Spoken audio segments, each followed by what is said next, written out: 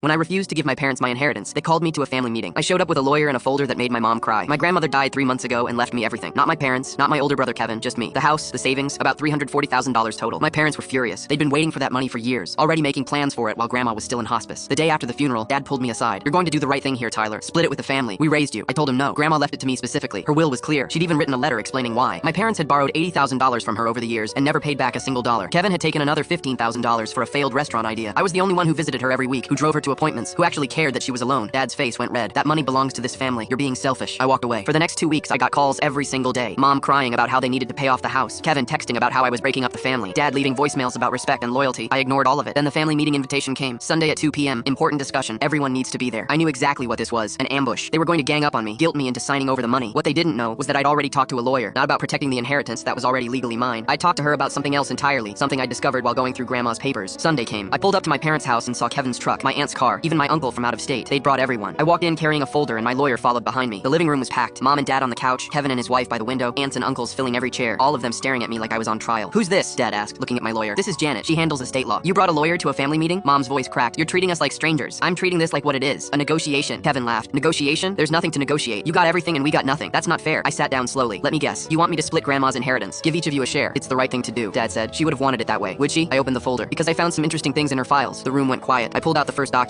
"This is a ledger Grandma kept. Every loan she gave this family for the past 20 years. Dad, you borrowed $80,000 for home repairs and business investments. Mom, you took $12,000 for what you told her was emergency medical bills." Mom's face went pale. "That was different. We were struggling." "Kevin, $15,000 for your restaurant. Aunt Linda, $8,000 for your daughter's wedding. Uncle Ron, $6,000 for that RV you still have in your driveway." I looked around the room. Total outstanding loans to Grandma that were never repaid, $121,000. Nobody spoke. "Here's the interesting part," I continued. "Grandma didn't just keep records. She kept promissory notes, signed by each of you, legally binding agreements to repay these loans upon her death, if not repaid during her lifetime." Kevin stood up. "Those aren't real. She never made us sign anything official." Janet spoke for the first time. "I've reviewed the documents. They're witnessed, notarized, and completely enforceable. The estate has every right to collect." "The estate," Dad said slowly. "Tyler, you control the estate." "Yes, I do." The realization hit them all at once. I watched it spread across the room like a wave. They hadn't just lost the inheritance, they owed money to it, to me. "So here's what's going to happen," I said. "I'm not going to split Grandma's inheritance with people who spent years taking from her and never giving anything back, but I'm also not going to immediately collect on these debts, because unlike you, I actually believe in family." Mom started crying. Real tears this time, not the manipulation kind. "What do you want?" Dad asked quietly. "I want you to leave me alone. No more calls about how I owe you something. No more texts about being selfish. No more family meetings designed to pressure me. I earned this by being there for Grandma when none of you could be bothered." "And if we don't?" Kevin asked. "Then Janet starts collection proceedings. Garnished wages, liens on property, the whole process. Dad, you still owe $80,000. That's enough to take the house." The color drained from his face. "You would do that to your own father? You were going to guilt your own son into giving up his grandmother's final gift. You invited everyone I've ever known to gang up on me. You don't get to play the family card now." I stood up and gathered my folder. I loved Grandma. She saw who actually showed up and who just showed up when they needed something. That's why she left everything to me. I walked toward the door. Mom called out, "Tyler, please." I didn't turn around. 7 months. That's how long you went without visiting her in the nursing home. You've got 7 months before I think about these loans again. I closed the door behind me.